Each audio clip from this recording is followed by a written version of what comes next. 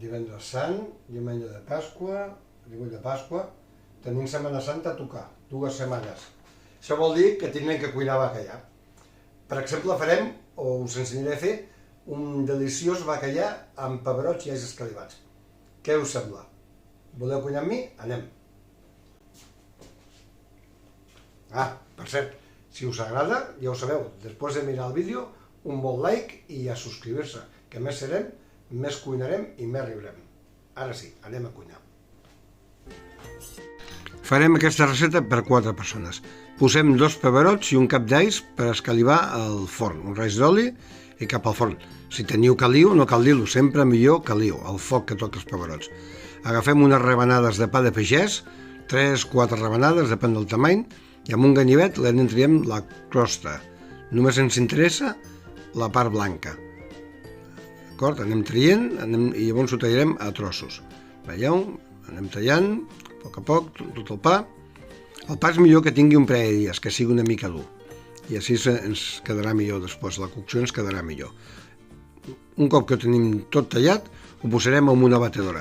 Com veieu, jo tinc la Thermomix, que és la millor, però qualsevol altra ens pot servir, no cal una màquina que sigui molt potenta.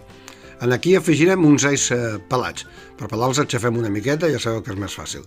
Els pelem, els tallarem una mica perquè sigui més fàcil que la màquina els barregi amb el pa i ho posarem a dintre, amb el pa, dintre de la batedora, o el Thermomix.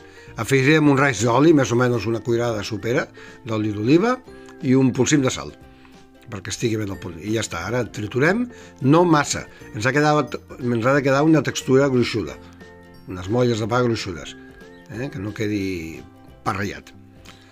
Ho posarem en una safata al forn, amb un paper de forn perquè no se'ns agafi a la safata, repartim una miqueta i ho posarem al forn.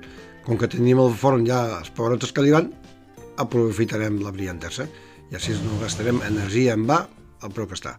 Ja tenim els pebrots, els pelarem els alls i ho posarem tot al Thermomix, juntament amb tots els sucs de cocció, molt important, no els desaprofiteu. Quan els aneu pelant-los a sobre d'un colador i ja està, i llavors ho podeu recollir tot. Una mica de sal, un raig d'oli i triturarem fins a obtenir una crema ben maca i ben fina. Tasteu-la de sal, abans de treure-la, tasteu-la de sal. Mireu, a mi m'ha quedat així. Jo avui, com que dinaré sol, me faré només una ració de bacallà. Poseu oli d'oliva en un casso, poseu unes herbes aromàtiques del jardí, en casa, o si no, el que tingueu. Jo he ficat una mica de frigola, una fulla de llaurer i un parell d'alls aixafats. Si fossin per 4, doncs multipliqueu tot per 4. L'oli no l'ha d'escalfar mai més de 70-80 graus. O sigui, ha de confitar a poc. Aproximadament aquest tall, que fa uns 200 grams, estarà en 7 o 8 minuts. I finalment ja servim. Posem la crema de peberots en el plat que ens agradi. Si són 4, ho repartirem en 4 plats. Anem a buscar el bacallà, l'escorrim una miqueta, perquè no hi hagi un excés d'oli amb la recepta final, i ho posarem a sobre en el centre del plat. Així. Ara posem les molles de pa fregides amb all, aquelles perquè ens doni un toc ben cruixent, un contrast cruixent amb tot això tan melós, a sobre, i ja ho tindrem. Una recepta amb gust tradicional i presentació ben elegant i ben moderna. Quedareu molt bé.